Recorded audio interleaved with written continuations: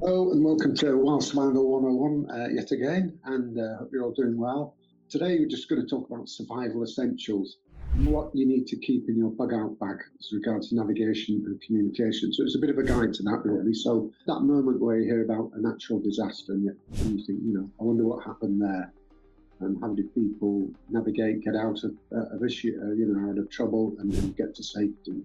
Today we're going to dive into something that could literally save your life, the navigation and what you need to put in your bug out bag, navigation communications essentials for your bug out bag. Whether it's something like a hurricane or floods or wildfires, I think you'll understand by now that being prepared isn't about being paranoid. It's really about being smart. And I'm going to show you exactly what you need to stay orientated and connected when everything goes sideways. So let's start with the basics. As you know, your bug out bag is your 72-hour survival kit. And, I think that the navigation and communication tools are really its beating heart.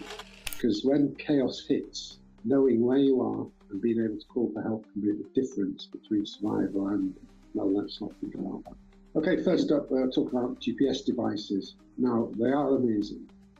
They've got really good pinpoint accuracy, they have detailed maps, and they work. But, and this is a big but, you're out there in the wilderness somewhere, they're only as good as the batteries and the signal that they receive from satellites. So let me tell you a quick story. I was on a camping trip a few years ago now. My fancy GPS died halfway through. Now, fortunately, and that taught me a valuable lesson. Always have a backup navigation tools. Now, thankfully, a few years before that, I'd been on a weekend navigation trip where the instructor was no navigation, no GPS was allowed. It was all down to maps and compass. And we had large scale maps as well, so we were able to pinpoint a lot of the features on the land. We were out on the hills in the Lake District in the UK. And we used the compass and we just navigated our way on a route that the instructor determined. He said, look on the map, we want to get there. And use micro navigation techniques to get there. It was a really good lesson. That I've just talked about a map and a compass. I really call that the dynamic duo. No batteries, no signal needed, just pure reliable navigation and a bunch of practice behind it as well. So you're confident and you know what you're doing. So as a quick tip here, you can get waterproof topographic maps for your area and potential evacuation routes. So they're really good. Obviously, they stand the weather and the rain. And the compass, it's like a reliable old friend who never lets you down. There's many good compasses out there on the market. How much do you want to spend? And I think probably a good mid-range priced one is probably all you need. You have the ones that got the folding top on, so the dial and the glass and the needles are protected, and then there's others that are just flat open. And you hang them around your neck as well while you're walking through the countryside or out in the back country as well. So it's always there. You can always refer to it. You can always lift it up and you just check your bearing and make sure you're going in the right direction. So quick lesson on how to use them together. First, when you get the map, I'm not going to demonstrate here because there's a ton of videos on YouTube that show you how to set this up correctly. So first of all, you need to orientate your map. So you can on the map there's north printed as well, so a magnetic north as well. So you need to orientate your map using the compass to north and find it, and you need to know where you are to start with. So hopefully when you set off, you know where you are. You're on a trailhead car park or something like that.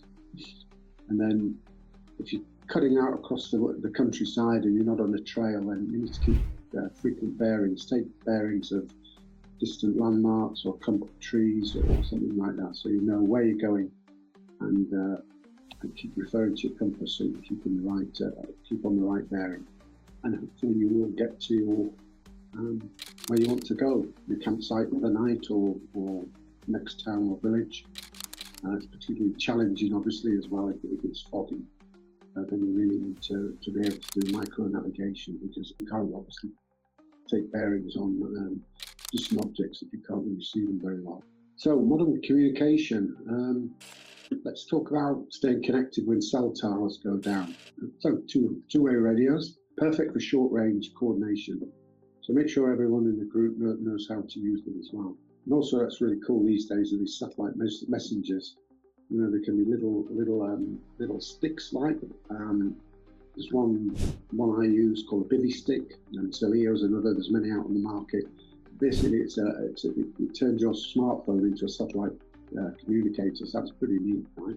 And don't forget also a hand crank emergency radio. I have one, and it keeps you informed when the power grid fails. Basically, you should know that some of them broadcast automatically weather updates for your area as well.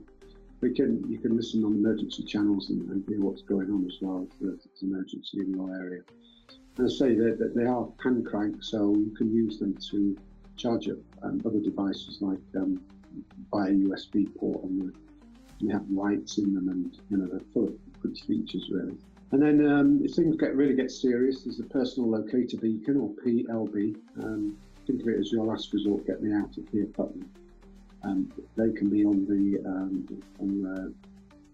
some of the navigation devices like the GPS as well, which can alert the emergency services as well.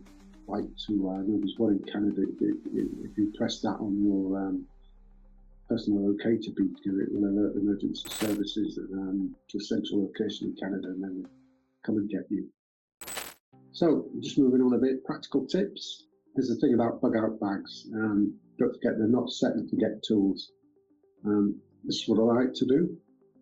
So it's a kind of maintenance routine. Check the batteries every 6 months in your devices as well.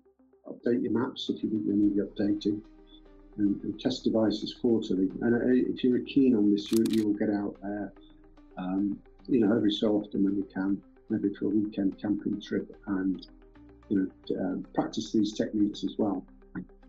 So remember, in conclusion, having these tools is only half the battle. So practice using them before you need them. Take them on hikes, camping trips, make it fun. Show your kids how to use them as well. And being prepared, it's not about living in fear, it's about having confidence to handle whatever life throws at you. So if you want to drop a comment below with your must-have navigation tools, and don't forget to hit the subscribe button for more survival tips. Until next time, take care, and get to do that practicing so you get good at it. It's going to be a skill that you have when you need it, and you don't know when that will be sometimes. So thank you, and see you next time. Bye.